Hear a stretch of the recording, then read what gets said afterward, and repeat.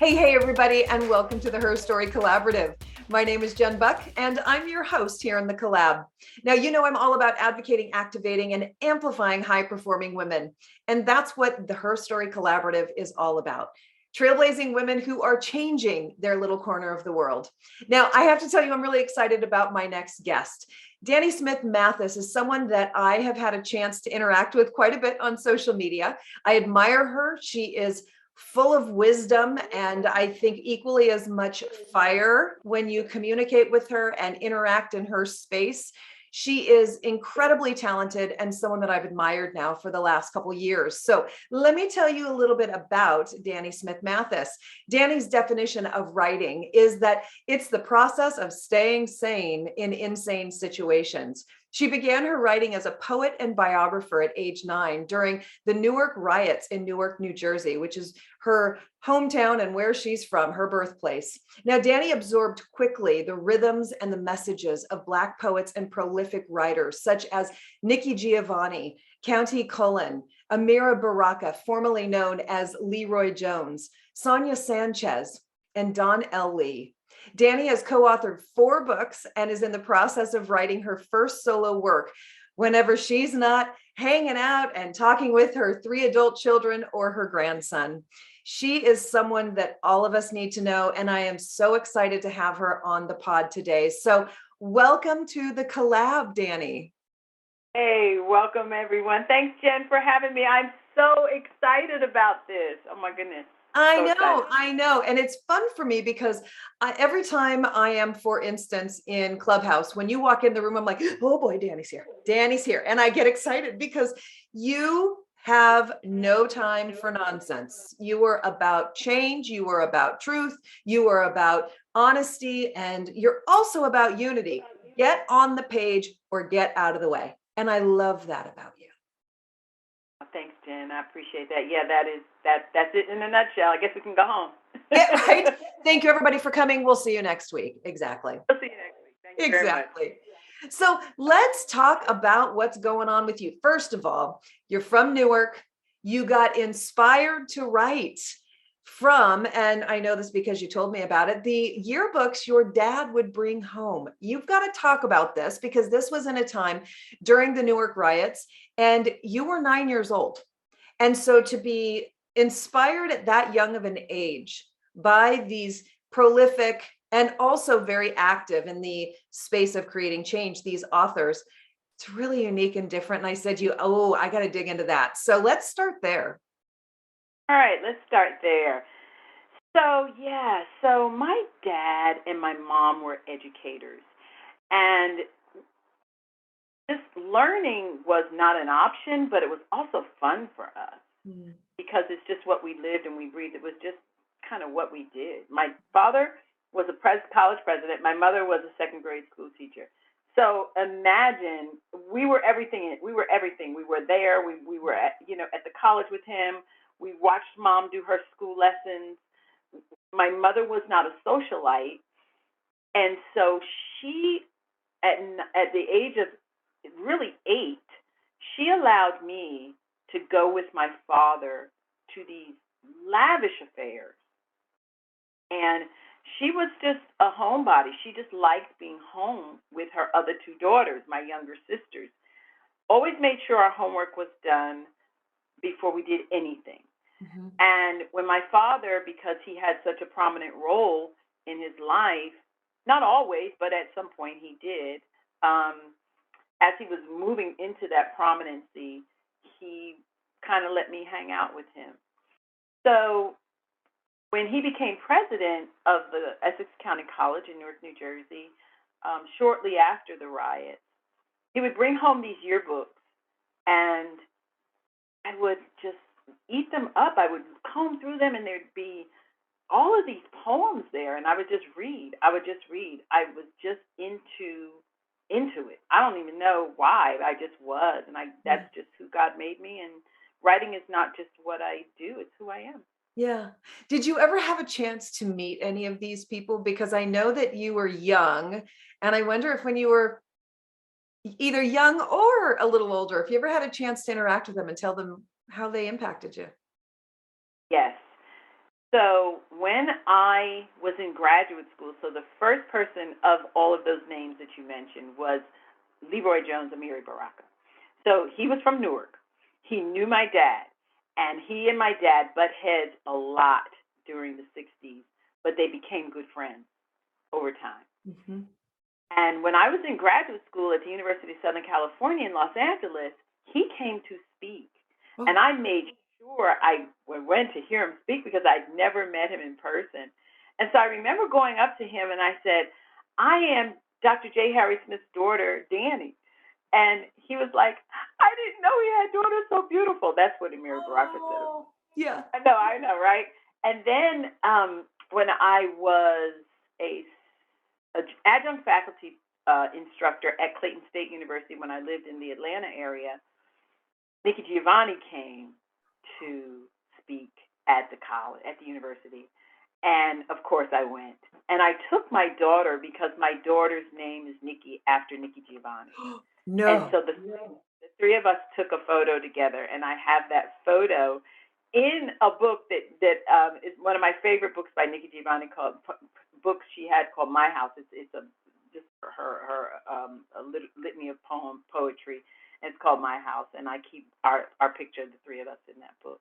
That is very cool. So I actually did meet Sonia Sanchez as well, and so I do have an autographed copy of a book from Sonia Sanchez. So yes, I've met three of those 5 or 6 people that you named. that is so great. I love it. And now you are, as you mentioned, not just an author, but you are a writer. Like, it is absolutely who you are and what moves your soul. So before we jump into the books, I'd love to hear about what inspires you most to write. You know, what's that true north for you that gets the soul stirring? What's your purpose with your writing? You know, I just love to hear about that.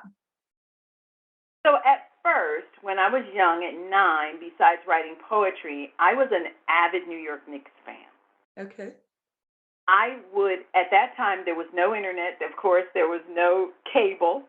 And unless you were wealthy, you couldn't really go to games unless you had tickets, right? And so we weren't in that space in life socioeconomically. I mean, we weren't bad off. But we weren't like that. Yep. My dad would always take us to games for Christmas at Madison Square Garden.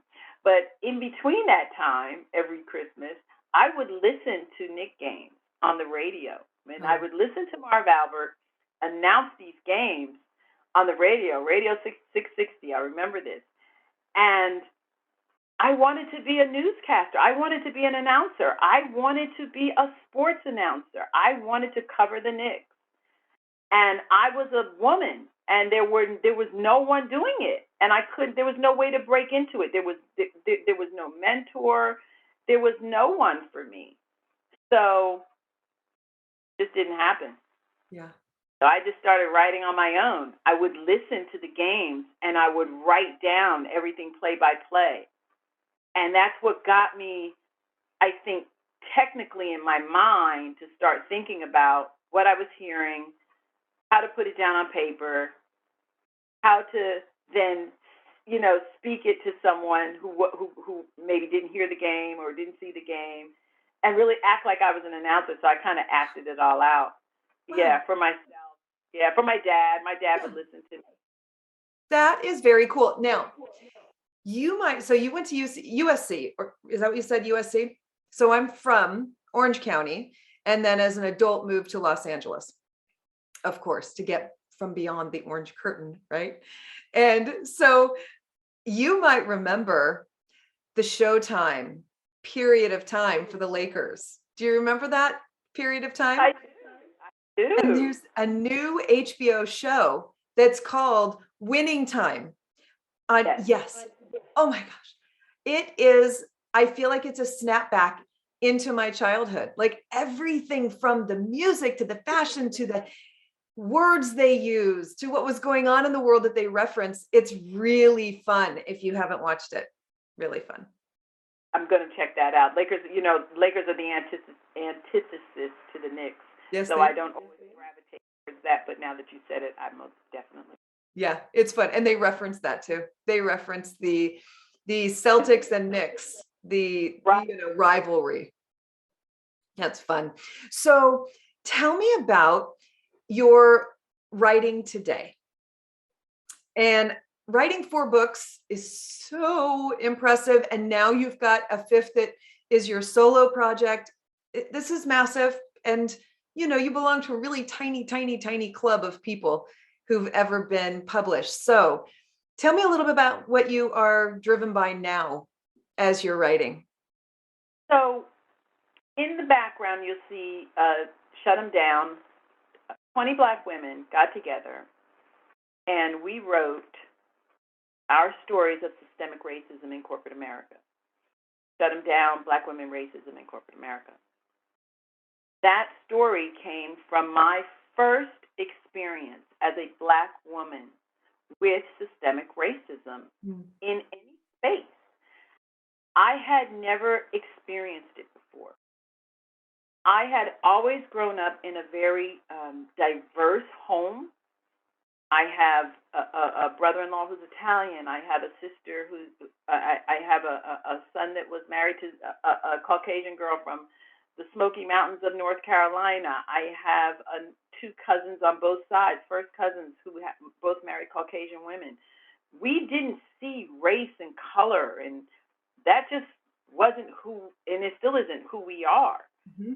My parents instilled in us, and I remember my father had a saying that said, the difference makes no difference. About people are human beings. And so when I had been at this company for 7 years, and in my 5th year, they went through a merger and an acquisition that directly affected my position. Mm-hmm. And I was a well-respected employee, well-known, well-respected, had received the year after I'd gotten into this company, I received the highest honor that an employee could receive for being a stellar employee that brought process improvement to the corporation. And 6 years after that, or 5 years after that, here I am being scrutinized by 2 new people who didn't know me, who were white women who were threatened by me. And the reason I say this, I don't say this to disparage anyone or disparage any race, but my experience up to that point was the antithesis of what these white women were bringing to my life. And I mean that because all of my mentors who were part of not all, but the majority of my mentors who were part of my upbringing as a writer and as a professional were white women.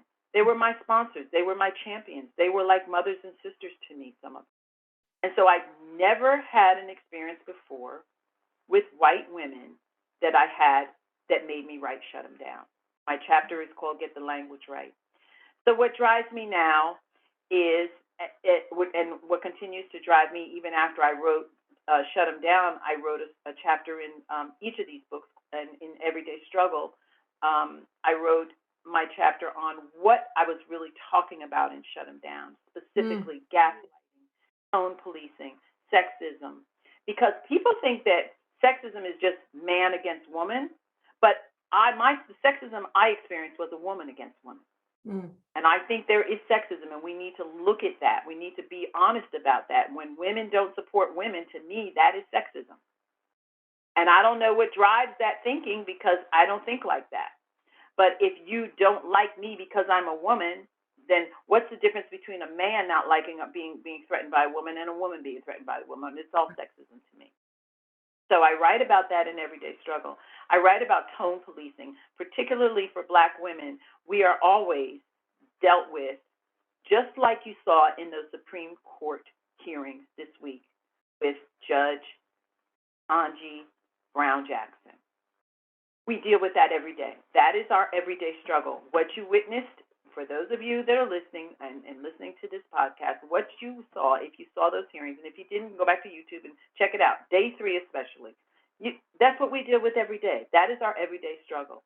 Mm-hmm. So for anyone that thought that Senate chamber was a toxic workspace in this past week, that is what we deal with all the time. So what's driving me now is to not only write about that, but in the space that I am, particularly on Clubhouse, is to effect change, and it's driving me to actually a room that I'm doing on Tuesday, on the 28th at 8 p.m. on Clubhouse, for Black women particularly, but not exclusively, but giving deference and preference for those women. And say, we are tired of being disrespected. We are tired of being gaslighted. We are tired of you bringing us in for our intellect, but then you will not let us drink at the fountain. Yeah.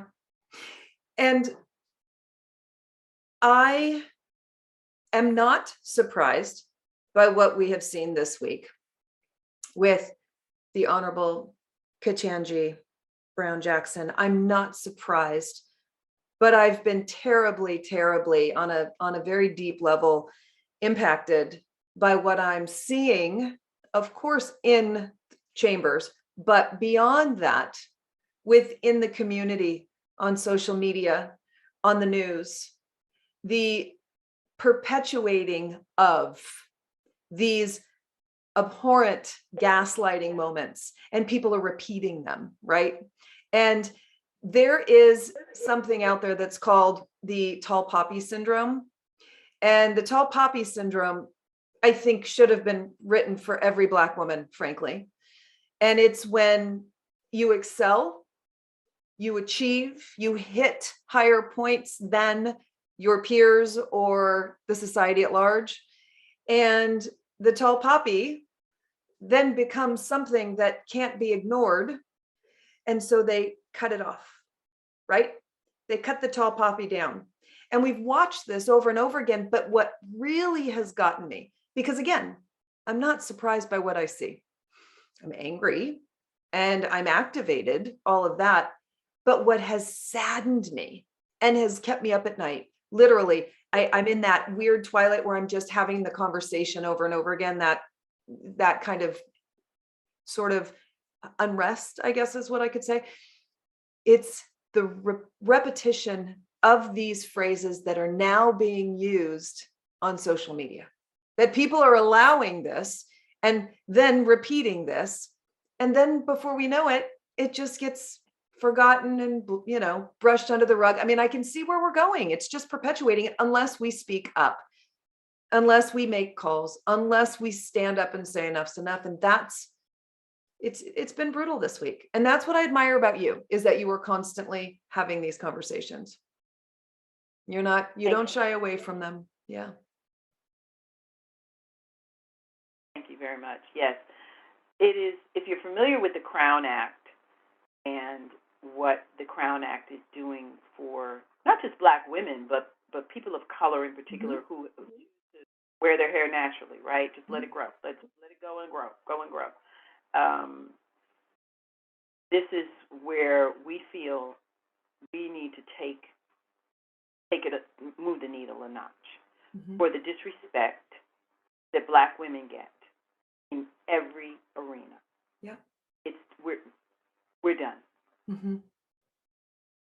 So now I want to effect change legislation.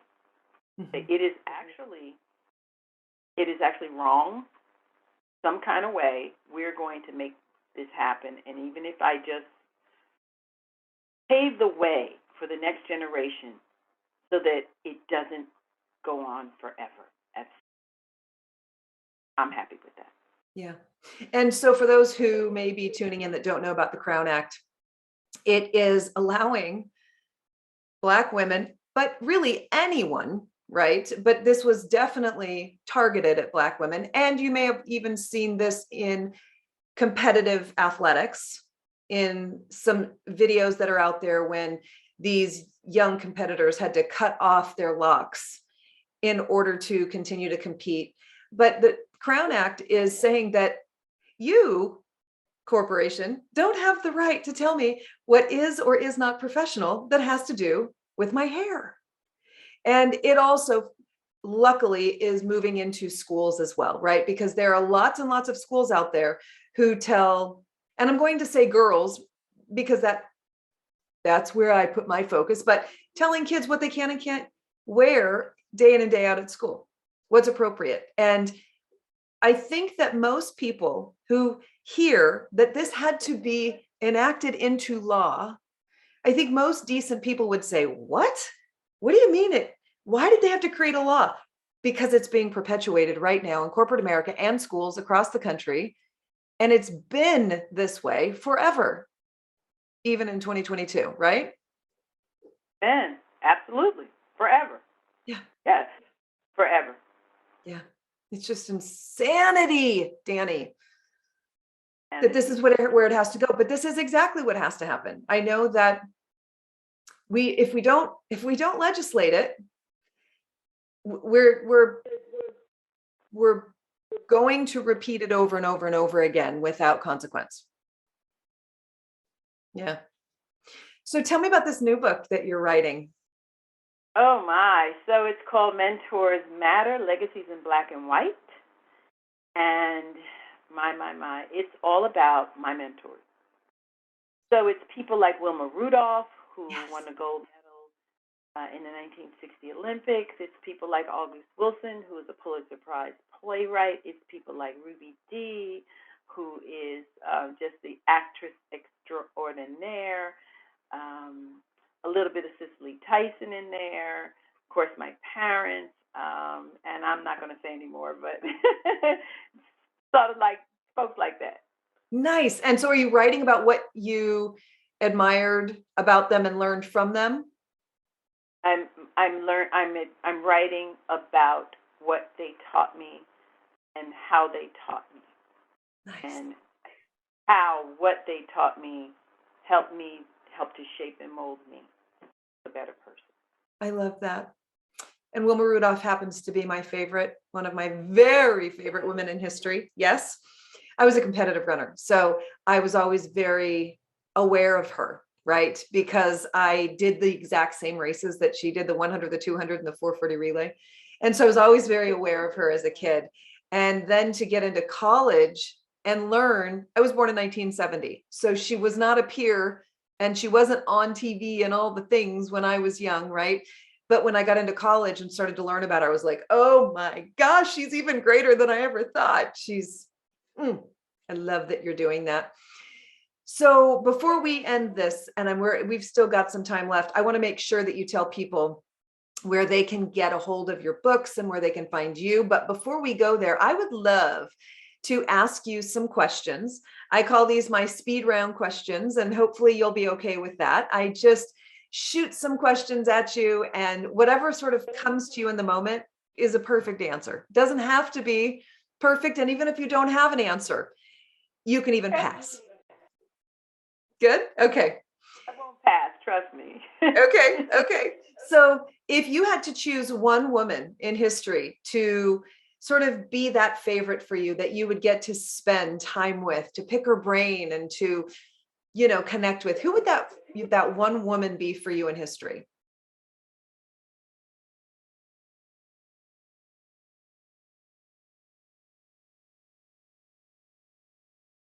Probably Malcolm X's wife, Betty Shabazz. That is such a great answer. Oh, the stories she could tell. Wow, that is a great answer. Okay. What's your favorite place that you've ever traveled to? South Africa, Cape Town. Great answer. If you were given $1 million and you were needing to give them to a nonprofit organization, where would you place that money? HERstory house. What is it? It's called a HERstory house. Oh, okay. I'll have to look that one up. What's your favorite podcast or book? Well, now that's a tough one. Let me see.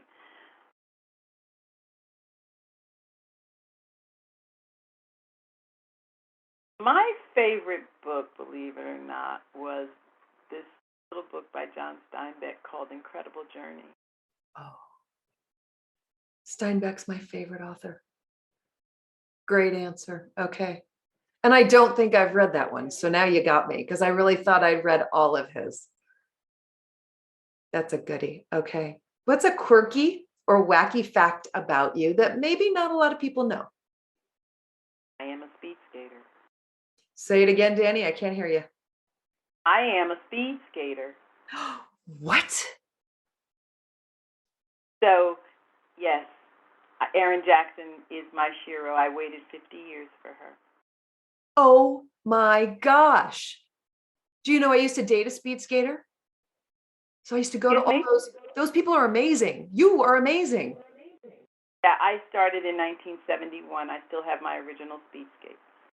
Wow. Okay. That is so great. I feel like I just learned a big secret about you. I love that. Okay. I've got tears in my eyes. That's such a great answer. All right. If you could have a superpower, what would it be? Make every blind person see. What's your most treasured item in the world?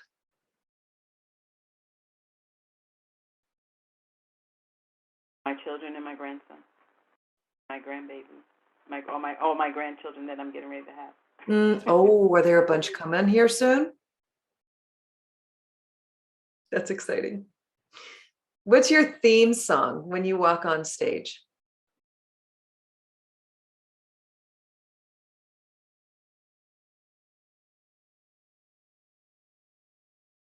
I'm not hearing you. Well, I'm not saying anything. Oh! You stumped me. I'm thinking. Wow, Jen, that's a good one. Come back to it if you want. No, I'm not passing. It's the Mary J. Blige song.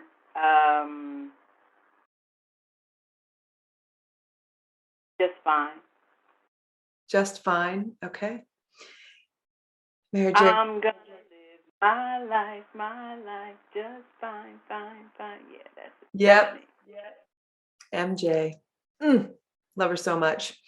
What is one big thing you want to accomplish before you're done working and, you put your pen down, if you will? What's one big thing? So the one big thing that I want to accomplish, I am accomplishing, but it's not done yet, is the historical film documentary that I am writing on all the women who competed in the 1968. No kidding. That is extraordinary. Stories have never been told, and I am telling them. Wow, Danny. Oh, I can't wait to see. That is incredible. Next question, and we're almost done here. What's the best word to describe you? Mom. Mom. No one has ever said that. I am that to many people. That is the greatest answer. Thank you for that. You got me pausing here. And finish this sentence. When I'm really, really, really old, I hope to see. My children's children. Yes. Yes. Danny, where can people find you? I know that they are probably as impacted as I am at being connected to you and having this time and space with you. So tell them where they can find you. I am all things Danny with an E, DanneSmithMathis.com. Love it. That's where you can find me. I'm Danne Smith Mathis everywhere on Twitter, Facebook, Instagram, LinkedIn, and anything that I publish is under Danne Smith Mathis. There's only one, and that's me. Yeah, DANNE. I've never met another either. With an E. That's so great. And that was a really good choice because there are lots of Danielles, right? But there isn't another Danny spelled like you do. So that's good choice. Good choice. Well, everybody, I know you're going to want to be getting in touch with Danny. She is mama. She is fire. She is wisdom. She's also a bit warrior, pushing. And so connect with her. You won't be disappointed. I know that she's someone that each time I see her on social media, I kind of get excited, like, oh, Danny's here. Oh, there's Danny. And I'll jump in just to hear her wisdom. And I hope that you get a chance to connect with her as well. And before we end this podcast, I want to make sure that I thank our sponsor for this podcast, Lillian Sue with In Retrospect Writing and PR Services. Lillian is a longtime PR coach and publicist, and she's focused on empowering creative entrepreneurs to reach their fullest potential to become global industry leaders. Through her strategic and personalized coaching program, her in-depth PR course, and campaign services, Lillian is dedicated to helping creative entrepreneurs build strong and healthy PR mindsets and gain confidence to launch successful PR campaigns. She believes that education is the key to empowering and helping creative entrepreneurs achieve worldwide recognition and brand awareness. So if you're interested in connecting with Lillian, you can find her at inretrospectwritingservices.com. Danne Smith Mathis, you are incredible. I am so glad we got this figured out with all of our little glitches before we actually started taping, but you were everything I hoped you would be. So thank you for letting me sort of hold this space with you. Thank you, Jen. It has been my honor, my pleasure, and I'm so glad I know you. Thank God for the pandemic because I got a new friend. I agree. Well, you have a fabulous day. Everybody tuning in, thank you for joining us, and we will see you again next week. Take care. Bye-bye.